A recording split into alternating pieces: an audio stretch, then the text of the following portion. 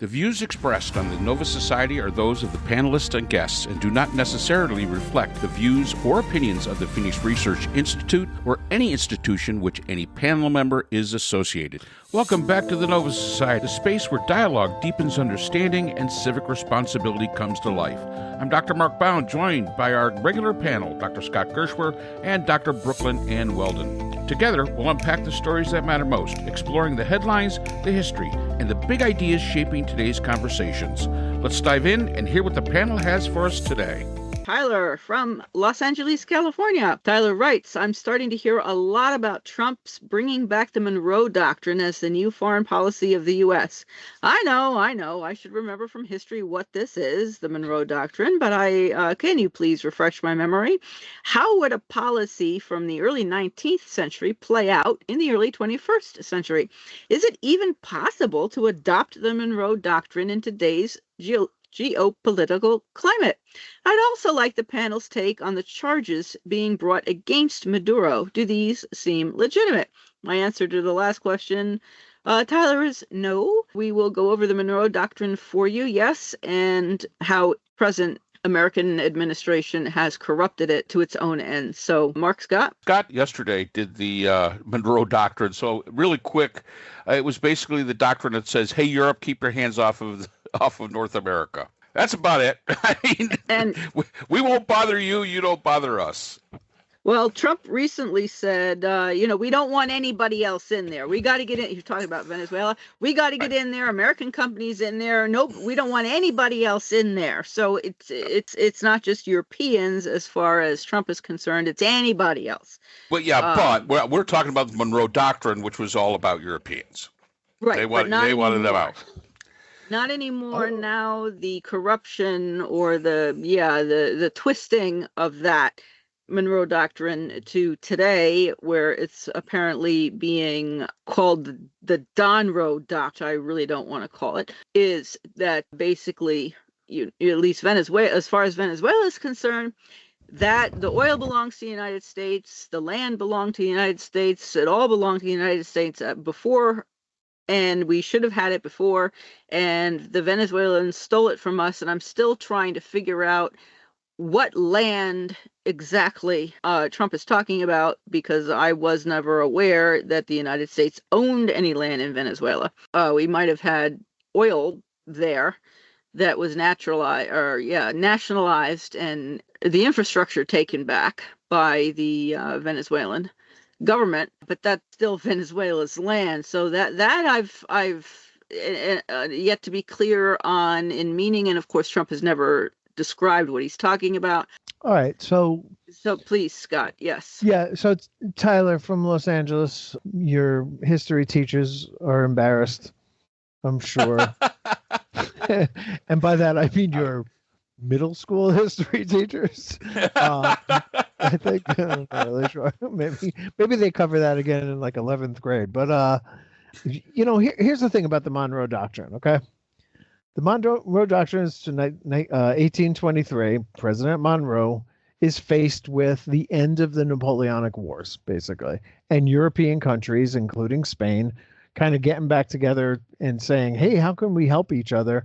And a bunch of them getting together, like Prussia and Great Britain, I guess, or well, no, I'll leave Great Britain out for the time being.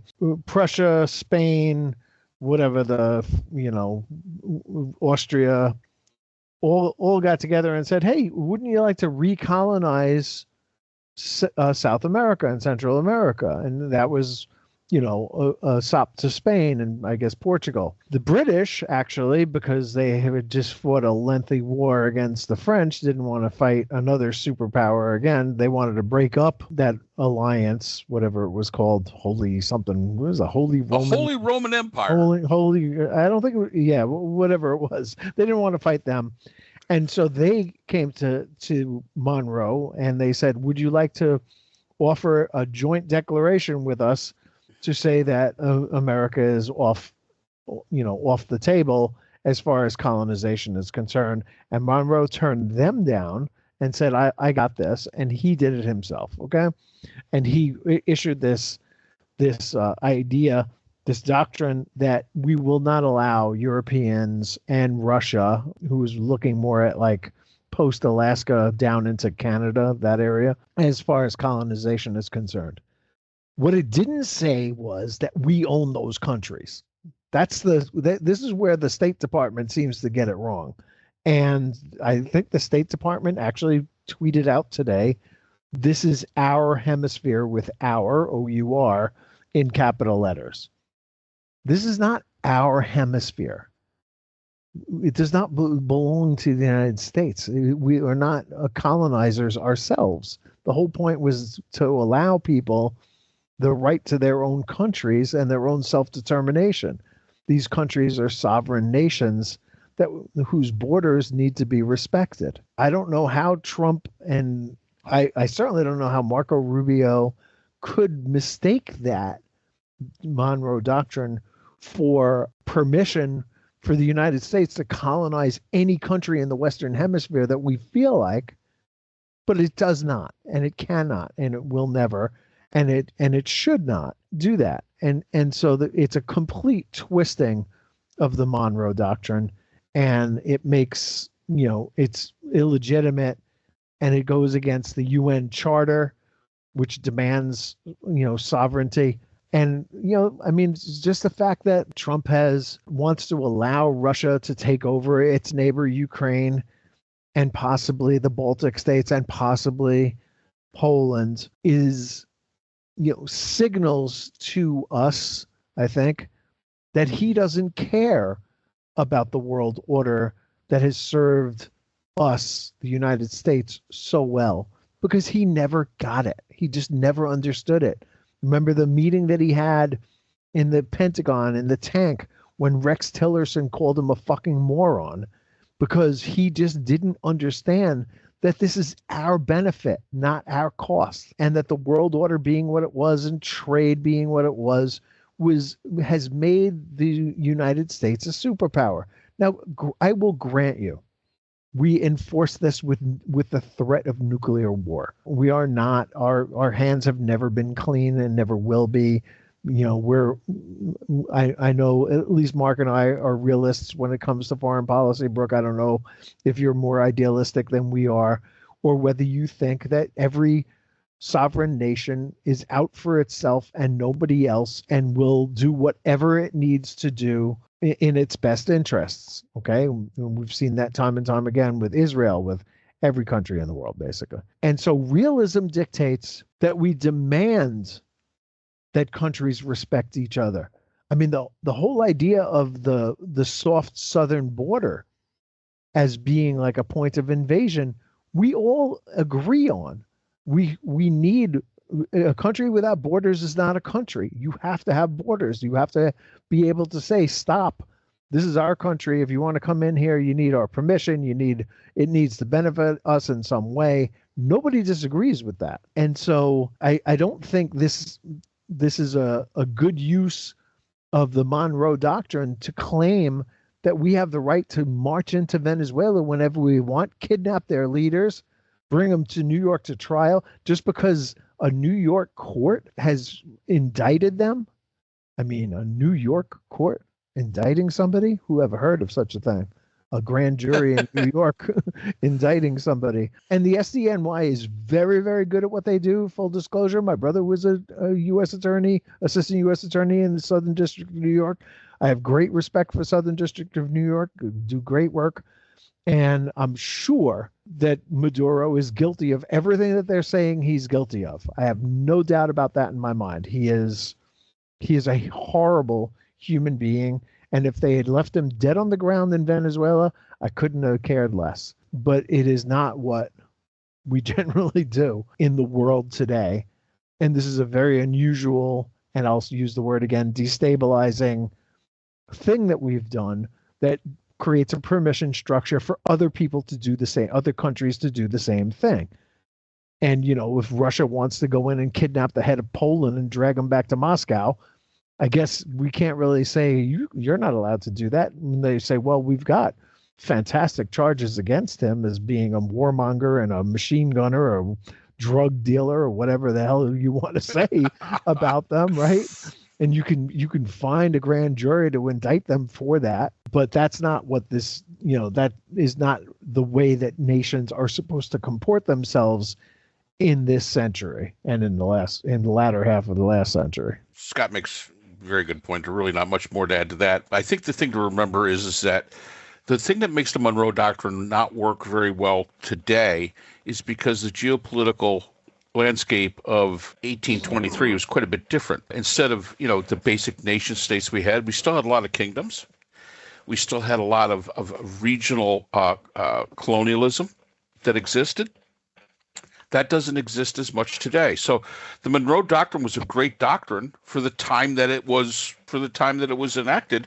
It does not really apply to the United States. And Scott's correct. Monroe never said this is all ours. You stay out. Just, that's not what the Monroe Doctrine talked about. What it basically said was just leave here alone. All these worlds are yours except Europa. Do not land there. From 2010, A Space Odyssey. You can get all the rest of the moons of Jupiter you could have, just not Europa. And that was basically what the Monroe Doctrine was at that period of time. And I found it very interesting that Putin said this was barbaric of the United States. Wait a minute. Wait a minute. Aren't you in Ukraine? Yeah. And now all of a sudden, come on. It's like Claude Rains in Casablanca walking in and go, there's gambling going on here. Yeah, no kidding. That's the pot called the kettle black. Come on. Yeah, but Putin came out, oh yeah, this is a terrible thing. And yeah, this is I guess, to the Monroe Doctrine comment, and I agree with Scott, I think it was sixth grade teacher probably is very upset with you that you didn't remember that, although that's quite all right. It won't play out in the 21st century. It just won't. In the, early 18th century, fine. In the 21st century, no. And, Scott said, we're realists on this, and I think that's because when we were at Nova together, one of the big things was international relations theory.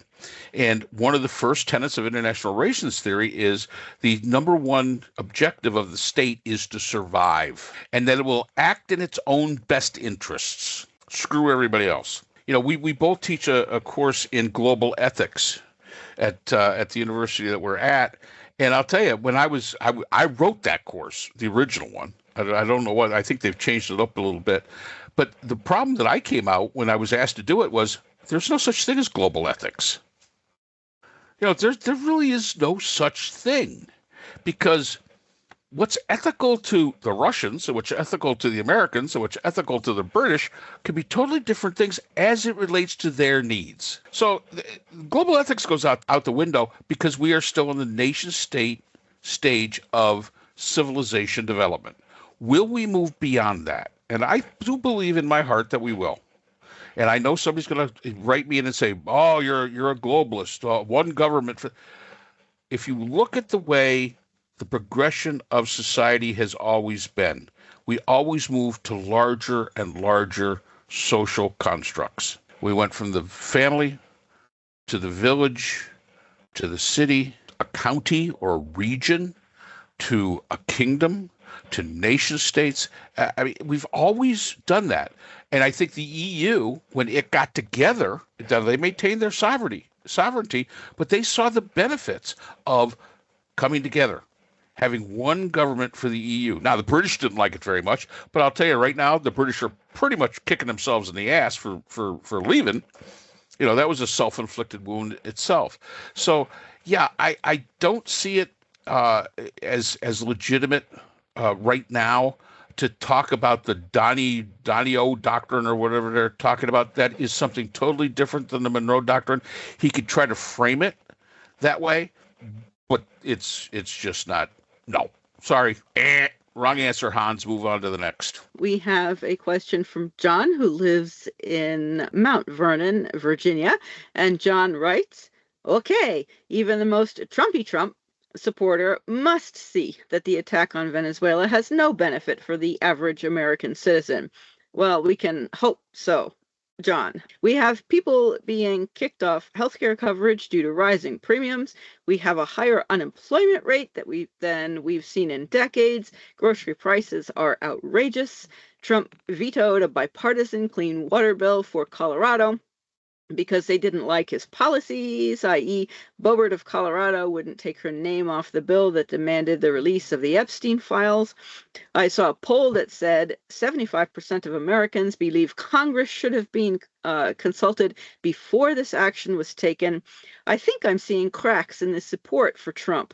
Now that he has taken these legally questionable actions, what, if anything, can anyone, including Congress, do?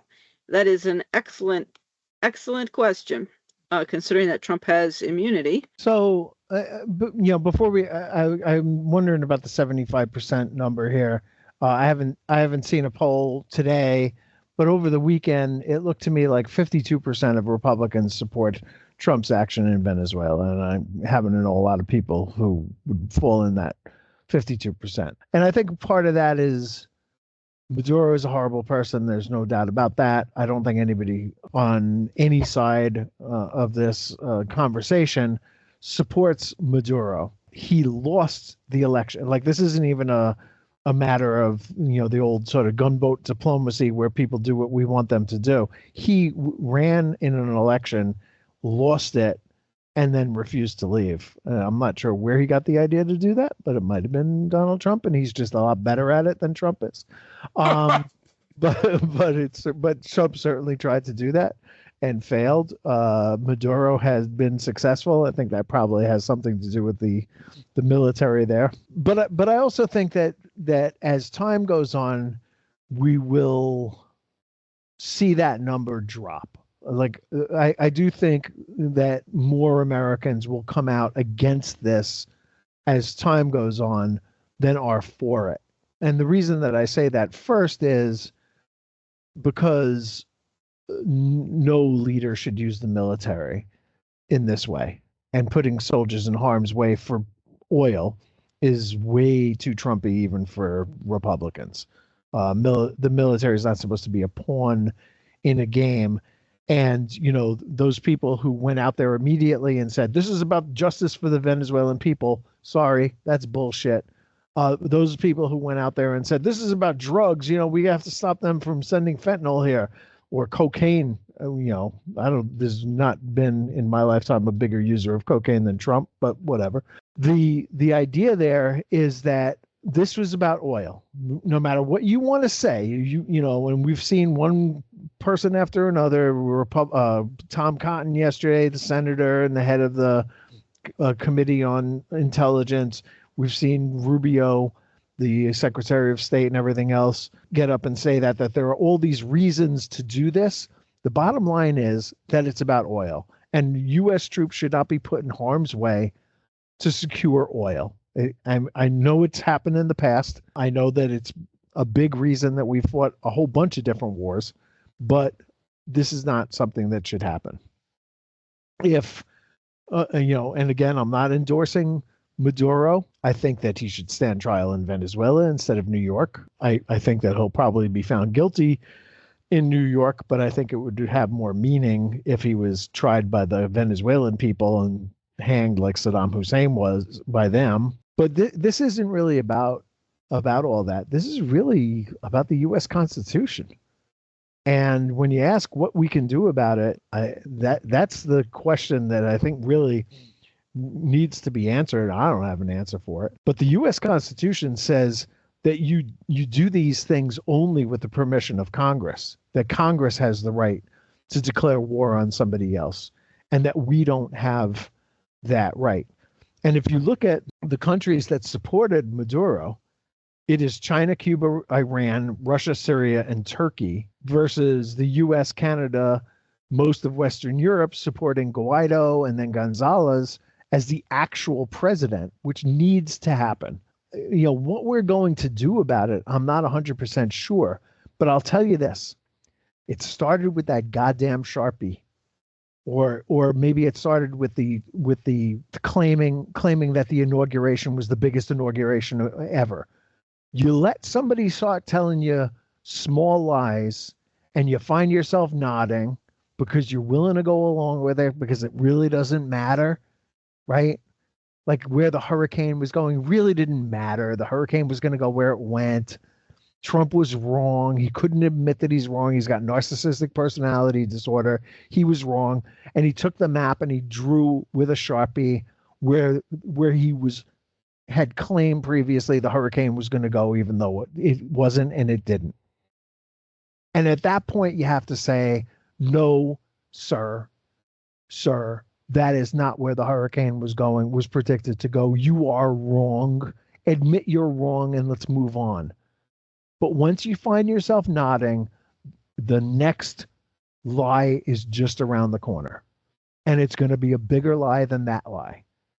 And the next lie from there is going to be bigger until you can't stop the lying, and you can't nod, but you can go, well, I mean, we can interpret the remarks in such and such a way as that I don't think he really meant that he won the election, just that the popular election was up for grabs. Maybe he lost the electoral. Whatever it is that you want to say, however you want to couch this, you are allowing a liar to lie, and he's going to lie to you some more. And the lies are going to keep getting bigger and bigger. And now here we are. We have invaded another country, kidnapped their leader, and brought him here for the purpose of having him sign a piece of paper that says that Paul Singer can buy Citgo oil, which he outbid other auctioneers for and won the right to buy. And a U.S. court a week ago in December said, yes, Citgo has been bought by Amber Energy. When can they take possession? And Maduro said, no, it belongs to the Venezuelan people. It's part of our nationalized oil company infrastructure. That's all this is about. There's no benefit to the Venezuelan people. There's no benefit to the American people. Hey, folks, when you are out there and you hear the Republicans lie and say that the Keystone pipeline was our oil and the Democrats stopped the Keystone oil pipeline from coming through the United States to get to the Gulf Coast, that was also a lie. That was Canadian oil, and it was earmarked for China, not the United States. And the Venezuelan oil and the tar sands oil in Alberta are very, very similar in that it resembles asphalt more than it does what we think of as oil. And it needs to be refined, and China has those refineries. And so they are the biggest customer of Venezuela. They were the biggest customer of Canada, second biggest customer, I think we were first, of Canadian oil, tar sands oil. That's all that this is about. And U.S. troops should not be put in harm's way or used in this way for oil. And to me, that's the bottom line. And Congress needs to take some kind of action. And Mark, I don't know if you have any ideas about what could be done about this, but I know how it started and I know how it's progressing. Frankly, it's a disgrace on the United States. And everything you said is exactly correct. My comment is that there are mechanisms in place. However, you've got to have the will to be able to exercise them. We've talked about this before. You can impeach Trump. Then when you get stuck with Vance, is that any better than what you started out with? And I think, for the most part, I think we agree that it might be a little better. Not much, but a little better. But again, he's just going to be the lapdog of somebody else. So that's a hard call. I think a lot of the cases, John, is that the Congress doesn't act because it's taking I think they really do see what's going on. I think they understand what's going on. And they're taking the attitude of, but there was nothing we could do about it. Don't blame us. It's not our fault. Now, you're still going to have some of those people, like, again, our senator from here in South Carolina, Lindsey Graham, running around with his bad haircut, definitely on top of all this. I was surprised to see this morning John Bolton was on the news. Oh yeah, he's all for it. Of course, John Bolton's never met a war he didn't like, so that isn't a huge surprise. But if you listen to the majority of the Republicans, you know what you hear? Crickets. You don't hear anything, because then they can say, hey, there wasn't enough votes to impeach him. I know that my wife said something to me about it today, that there was talk about impeaching Trump again because of this. And my comment is, why bother? You don't have the votes in the House. Maybe after the midterms you would, but you still don't have the votes in the Senate. Why bother? Why put the country through that again? Yes, there's a mechanism there, but the mechanism had the expectation that people had the will to do the right thing. And if we haven't figured out anything by now, politicians aren't really big on doing the right thing. They're big on doing the thing that they think will keep them in office. So, I mean, that's where we sit here. I did not see the thing about the 75%. Now, it may be 75% of all Americans. That's a possibility. That is possible. And I did see about the fact that the Colorado water thing was taken off, and a lot of the arguments being made is because Lauren Boebert would not change her mind on her signature for the Epstein files. Is that a possibility? Well, like we've been saying all along the past few days, anything's a possibility now. It's almost impossible for us to say, gee, that's not likely, because insanity is now becoming it's becoming likely, and that's sad. Yes, are there cracks in Trump's support? Yes. Are there enough cracks? No. Don't get all excited because one or two congressmen are speaking out. Don't get all excited about that, because then they get to vote, and when they vote, and we've seen this before, they don't vote like they talk sometimes. They'll talk a good game in front of CNN or in front of Fox or in front of MSNBC or whatever it is now, MS, whatever. They'll talk big game there. But when it comes to sitting down and putting your name on there and pushing the button, that's where they waffle. And that, we have a lot of cowards as our politicians. It has allowed us to have a government that's not functional. Because guess what, John, in Mount Vernon, Virginia, I don't know if you're a Republican or a Democrat, doesn't matter, really doesn't. But the fact is I'm going to almost guarantee you're going to vote for your sitting congressman, because that's one of those very few positions in our country you have a 95% chance of getting voted back in. Why do you think so many of the congressmen are basically not running anymore? Because they don't want to be the congressman that lost their ass. So they just don't run. But you'll probably vote the same party. You might vote somebody crazier than the one you originally had. That's just kind of the way it works. And a lot of the fault, John, I'm going to be honest with you, it's ours. It's our fault. We knew what we were getting, and if you didn't know what you were getting, you weren't paying attention. Scott has always said, and we've always said, nobody's coming to save us. And even the system as it sits is not going to really be able to save us, because nobody has the willingness. Nobody has the courage to step up and say, no. Look at the military. They don't have the courage to say, you know what, that's an illegal order. I'm not sure that doing this is legal, but I'm going to guarantee you what they're going to hang their hat on is we haven't declared war on anybody. This was some other kind of action. I don't need Congress to declare war because I haven't declared war on anyone. Well, there might be a legal argument there. And that's the problem that we're going to run into, when all this hits the fan. And this is going to be a distraction for the next months, if not years. The one thing that I think I can honestly predict, if there should be fallout for any of this, it's not going to happen. It's simply not going to happen. Because you got to have the political will to do it. You've got to have the integrity to actually hold people accountable. And if we don't have that here, we simply don't have it. And that's one of the big shames that we've got. So, yeah, I don't expect John Thune is going to be any more brave than Mitch McConnell was. Nope. And rally the Senate Republicans in the Senate to remove Trump from office. Nope. They would have, and then they would have to turn around and do the same thing to Vance, and then you have Mike Johnson as president. I mean, there aren't a lot of really good options at the moment. But you know what? You still got to get out and vote. And I tell you something, people. Yet we need to change over this Congress as best we can. I don't think the Democrats have the juice to get the Senate, but they need to at least get a divided government so we can slow things down a little bit.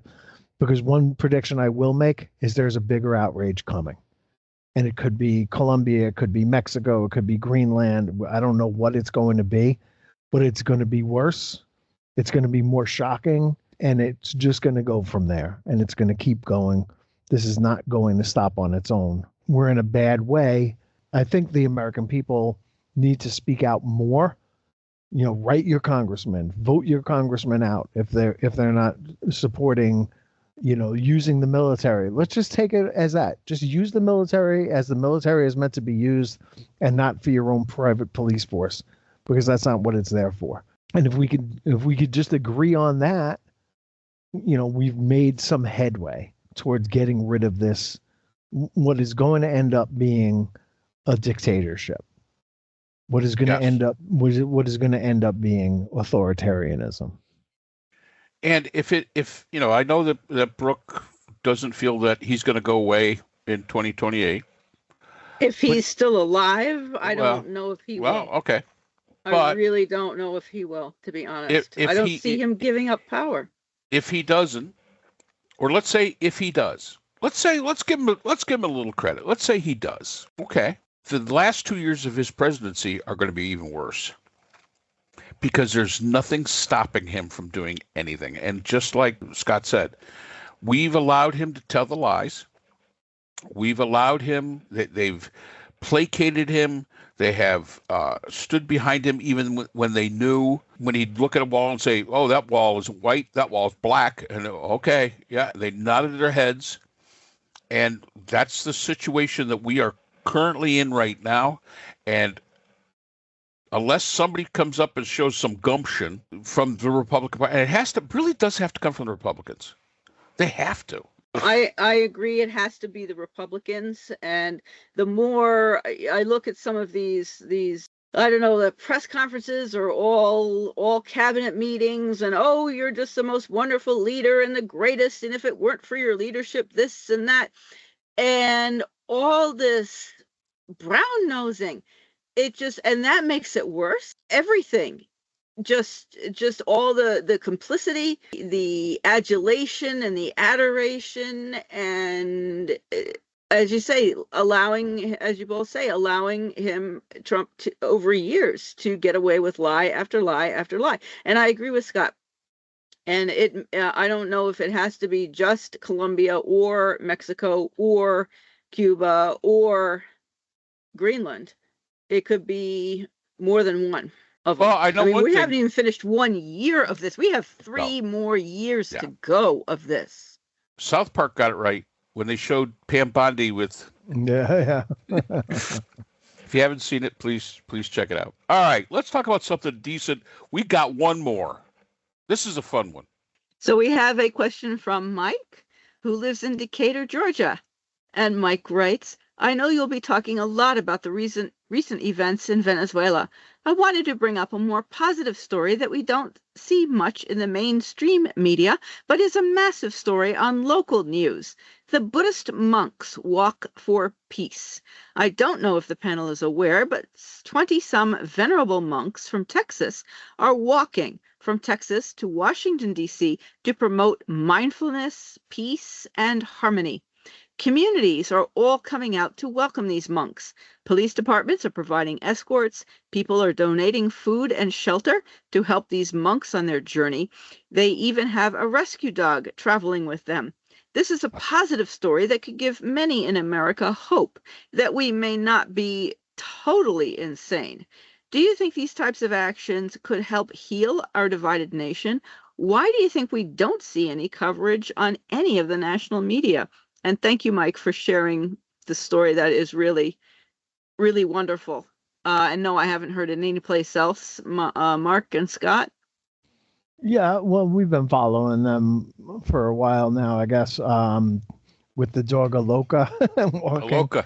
And yeah, it's a lovely thing. I think, you know, what it's going to do other than for the people who, you know, tune into it and watch it and enjoy it and, you know, and yes, feel more hopeful because of it. I think it's great. You know, I don't watch the mainstream media, so I don't know what's going on. I know these guys are here, I believe today in Georgia. So they're heading your way, Mark. Maybe you can, They are. you know, And in fact, coming out. yes, they are heading our way. Aloka actually looks just like the new dog we got. You know, it's one of those things, and it has shown up in our local news feed here. They will be in South Carolina next week. They will be coming through, it looks like Columbia and Rock Hill. So that's about an hour from us, but I think that we may take the trip to go down and see the venerable monks. Of course, Linda will want to take dog food for the dog. Figure the monks get enough food. She's going to want to take water for the dog too. And water for the dog. I mean, and one of the things they showed on this, and you know, I'm glad you brought this up, Mike, and I picked this one out because it is sometimes, you know, it's surprising how good we can be. One of the monks was that they had actually an accident where a car, and it was no fault has been placed to it. One of the monks was taken to the hospital. Another monk was taken to the hospital and lost a leg. Ooh. And I believe that was in Texas that happened. And so he's not able to continue the walk. However, when he was down in Georgia, we did see the feed where they brought him in the wheelchair to the other monks so he could see the other monks. And it's a beautiful thing. I mean, it is absolutely a beautiful thing. And the dog has captured the hearts of the people as much as the monks have. And the thing is they're doing it for no reason other than, hey, let's sit back. Let's look. We're all human beings here. And as Scott has always said, there's plenty of room for everybody. And the police departments come out and they give them full escorts, lights and the whole things to get them through all this. They stop, they have lunch, they speak, and they give messages of hope out there. And, you know, as far as I'm concerned, boy, do we need it. This is something that we need. You want to see a diametrically difference between the administration of Donald Trump and these monks, you will not see two more diametrically different examples of what human beings can be. And it's a beautiful thing, and we're following it. Yes, I think we will probably get in the car and go on down and see the venerable monks, and support them on their walk. And, If you can check the dog's paws, you may want to bring along booties or shoes or something. Well, no, listen, paws. this dog is well taken care of. When they were in Georgia, you know how they have that laser for joints and stuff. Veterinarians came out and did the laser treatment on the dog's hips. And oh God, yeah, this dog is quite well taken care of. If it gets too cold, they have a little like van that follows them along with supplies and stuff in case they needed them. So if it gets too cold, the dog rides in the van. And he's always got a sweater on, and he's always But it just shows how good people can be. And I don't think at any point in time, I have not seen one single report where anyone has been in opposition to this. But one of the things that I did hear, one of the Democratic members from down in Georgia said, well, let's just hope ICE doesn't come to get him. Now, that was a joke, but it does show the difference that we've got here, and it is an amazing thing. And yes, we wish them well. They're going all the way to Washington, D.C., so they're a little less than halfway there. I think they've been on, 60 days? They've been walking, Scott? 45, 60, somewhere like that. It was 120 days in all, and midway through it. Yeah, it makes bad sense. Yeah. I don't know if you guys know this, but we have in this little town of Connecticut that I live in a Tibetan Buddhist Center for Universal Peace. And really, you could take courses there and meditation and things. In 2012, the Dalai Lama came and stayed there and gave a speech at Western Connecticut State University, where I teach up in Danbury, Connecticut. Nice. And it was great. We wheeled in a TV set and watched the live feed. I couldn't get tickets to go, but it was fantastic, and it's always great to see people speaking out for peace and serenity. And Lord knows we need it wherever it comes from. The more help you can get, the better. Yep, it does prove there still is good in the world. Yes, that is true. Rochester, New York also has a large Buddhist center. My aunt used to go at one point in time. I've never been. So what is the plan when the venerable monks reach Washington, D.C.? Or No idea. No one knows? Okay. Yeah. And how are they planning on getting back? I don't know. Well, Probably probably not walking. Probably not walking, unless they really want to. Because they've gained, there's some towns, and like you're in Decatur, Georgia. They went through Decatur, right through the center of Decatur. Now, I don't watch mainstream media really, other than sports. So I don't know that this is not getting covered, or I would think that a local media would want to say, "Hey, come on out and greet them and bring them a bottle of water or something like that." Right. But as far as the national media is concerned, I guess other stories take precedent. Well, they're also not Christian, and the Christian nationalists in the present government, it's all about, well, the United States has to be a Christian nationalist nation the way it used to be, or whatever nonsense they're spouting about Christian nationalism. Perhaps that also has to do with the reason that mainstream media is not covering it. Plus now CBS, what is it? CBS, other companies are now owned by people who are loyal to Trump. So we're not going to see a lot of independence, perhaps, that we normally would see. I'm surprised that Democracy Now! Hasn't covered them. Well, actually, no. I have, when I got this, I actually went looking. And no, CNN, none of the big media, but mostly because it's not sensationalism. Yeah. I mean, that's all there is to it. It's not sensational enough. But local news is covering it. They went through Decatur, where Mike lives. There's been small towns where they've had 5,000-6,000 people lining the route, and it gives you hope. So yeah, we probably need a little bit more of this. Definitely need more of this, and really, because it's uplifting. A lot more. It is. A lot more of this, a little bit less of all the rest of the bullshit that we see. Yeah. A lot more of this and a lot less of the other stuff. Yeah. It's the bullshit that we see. Yeah. Yeah. Well, people are misunderstanding Darwinism. I mean, Darwinism talks about Darwin, he talks about the survival of the fittest, and people are assuming that it's survival of the individual against other individuals of the same species, and that's not necessarily the case. We humans today outperformed other humans of way back when, Neanderthal and so on and so forth, because we were able to work together, as I understand it from the small amount of anthropology that I've studied. We were able to work together, bond together, and outperform more individualist societies. Well, Brooke, my argument to that is we should have been eaten by wolves by now.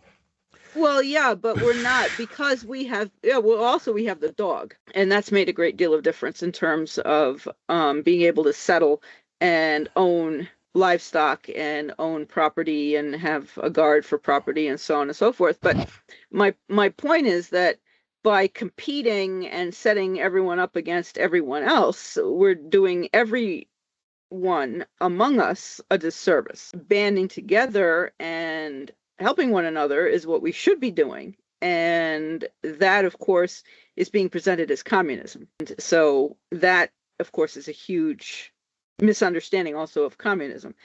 So we are destroying ourselves from within, which is, of course, the projection of what Trump is saying, that if he weren't president, this would have happened and we wouldn't have a country anymore, and et cetera, et cetera, et cetera. All that, of course, is confession and projection, and is exactly what is happening under him. And people are not seeing that, well, unfortunately. All right, we're not going to talk about Trump because the monks are far more important than Trump. And that's all the time we have for today's episode. The Nova Society is a production of Nova Society Media, a division of the Phoenix Research Institute. We want to thank our production partners, Buzzsprout, who hosts the Nova Society, Audacity, our editing team, Apple Podcasts, the largest source of podcast and music online, Spotify, the most popular platform for the Nova Society, and iHeartRadio, your destination for all things music and podcasting. The Nova Society is available on all of these and other quality platforms listed in our description. And most importantly, we want to thank you, our listeners. Without your support, the Nova Society could not be possible. If you haven't already, please consider subscribing on the platform of your choice. It's easy, it's free, and helps our channel grow. For questions or comments, you can reach us at nova.society.podcast@gmail.com. So on behalf of Dr. Brooklyn Ann Weldon, Dr. Scott Gershworth, and all of our production partners here at the Nova Society, I'm Dr. Mark Bound. Remember, the true power of society is knowledge. Thank you for listening, and we hope to see you again next time. Hi, everyone. This is JJ, the co-founder of Good Pods. If you haven't heard of it yet, Good Pods is like Goodreads or Instagram, but for podcasts. It's new, it's social, it's different, and it's growing really fast. There are more than 2 million podcasts, and we know that it is impossible to figure out what to listen to. On Good Pods, you follow your friends and podcasters to see what they like. That is the #1 way to discover new shows and episodes. You can find Good Pods on the web or download the app. Happy listening!